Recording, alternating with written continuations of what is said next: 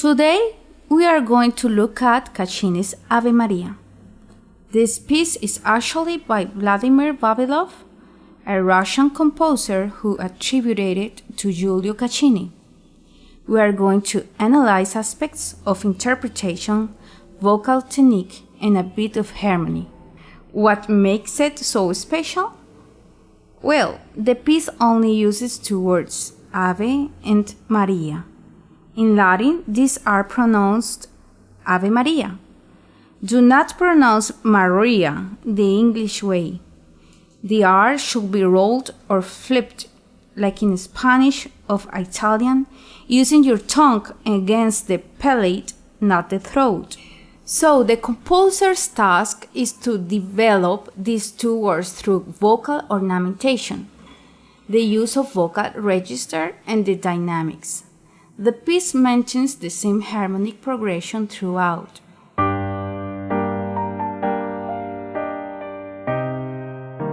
This harmonic sequence accompanies the voice from beginning to end, always built around intervals of fourths. Right from the introduction, the piano part indicates to the singer the harmonic pattern that will be repeated for the rest of the piece.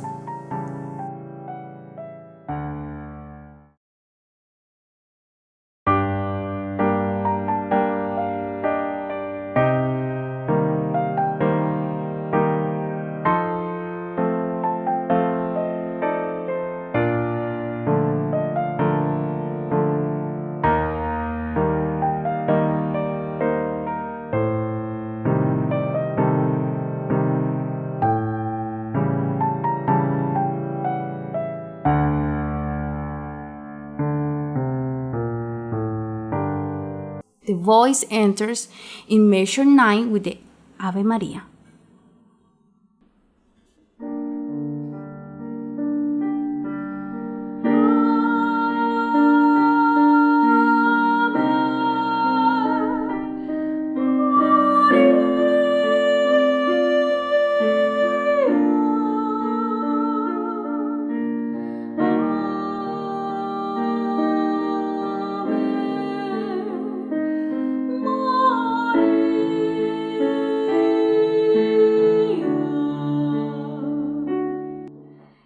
From the very beginning, the composer marks a piano dynamic.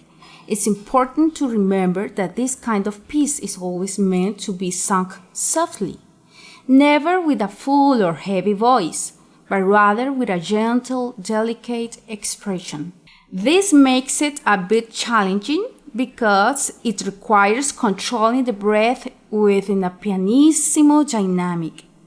The idea is not to release the full vocal sound, but to sustain this soft intonation while still maintaining good projection.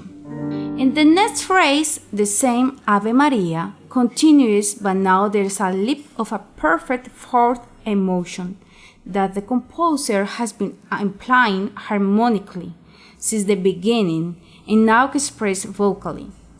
This time, the vowel A of Ave is sustained for longer.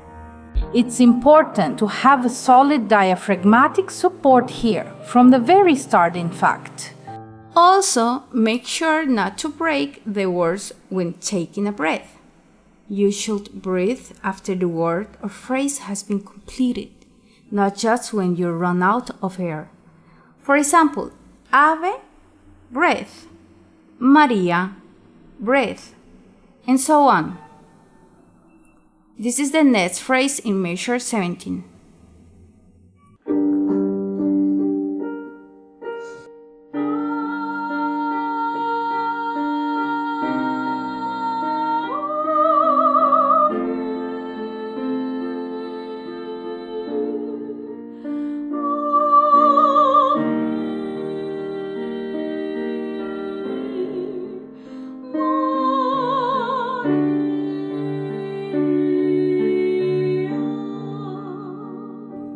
We continue with the next phrase where the musical material starts to develop further both in the piano and in the voice.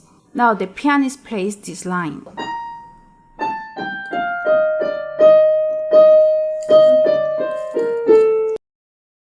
introducing more motion in eighth notes. melódico. And then the voice responds. Here we have a kind of dialogue between pianist and singer. Let's do it so you can get an idea of how the voice sounds in this part.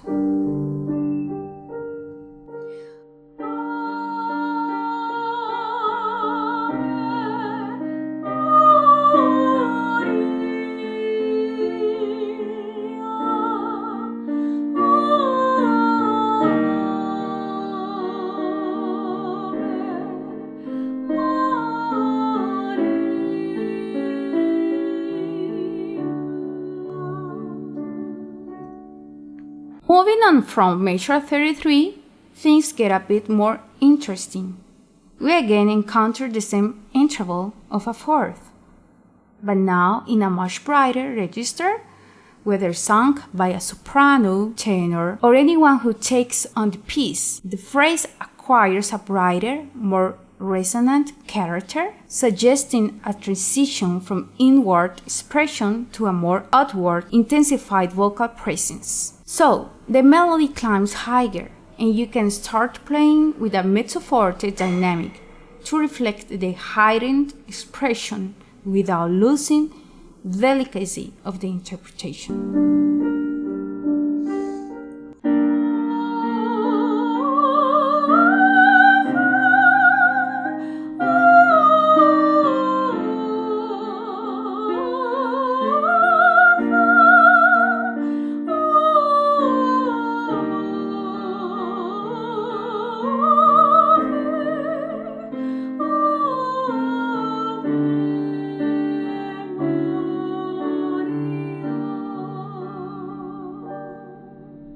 Starting in measure 40, the composer finally gives the voice a rest and lets the piano take over with an instrumental re-exposition of the opening theme. This gives the piano its own expressive moment and allows the singer to take a break.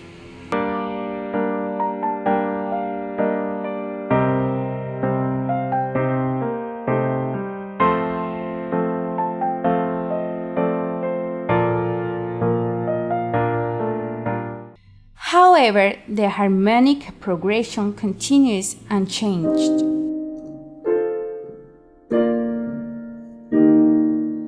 Always shaped by these leaps of a fourth we mentioned earlier. After this, the singer returns to re-expose the vocal theme again, this time in the middle register, and continues with the same interpretive approach until the final resolution on the word Amen.